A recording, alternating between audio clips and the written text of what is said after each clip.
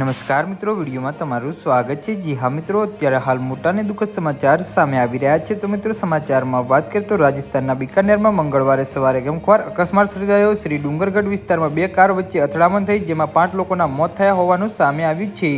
National highway 11 પર આ ઘટના બની છે, જેમાં બંને વાહનોના કુરચે કુરચા ઉડી ગયા છે।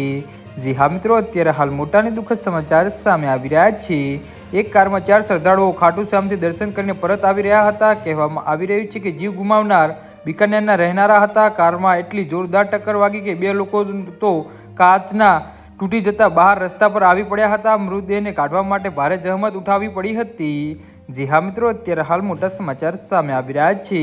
એક કારમાં સવાર લોકો ખાટુ શ્યામના દર્શન કરીને બિકાનેર તરફ વળી રહ્યા હતા, ત્યારે બીજી કારના લોકો ભીંગાના રહેનારા હતા અને કારમાં કુલ 9 લોકો હતા, જેમાં કરણ, દિનેશ, મદન અને સુરેન્દ્રનો આ ઘટના સ્થળે જ મોત નીપજ્યા છે। એક ઇજાગ્રસ્તને બિકાનેર હોસ્પિટલ લઈ જતી વખતે જ મોત થયું છે। ઘટનાના પગલે લગભગ 2 કલાકનો ટ્રાફિક જામ સર્જાયો હતો।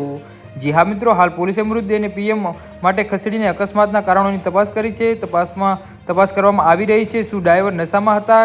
હાઈવે પર પહેલા પણ એક્સિડન્ટ થયો હતો। હાઈસ્પીડ અને ટ્રાફિકના નિયમોની અવગણના કારણે આ અકસ્માતનો બનાવો બને છે। જી હા મિત્રો, તો આના વિશે તમારું શું કહેવું છે તો નીચે અમારી કમેન્ટ બોક્સમાં જરૂરથી જણાવજો અને અમારી યુટ્યુબ ચેનલને સબસ્ક્રાઈબ કરવાની ભૂલતા નહીં। વિડીયો પૂરો જોવા બદલ તમારો ખૂબ ખૂબ આભાર।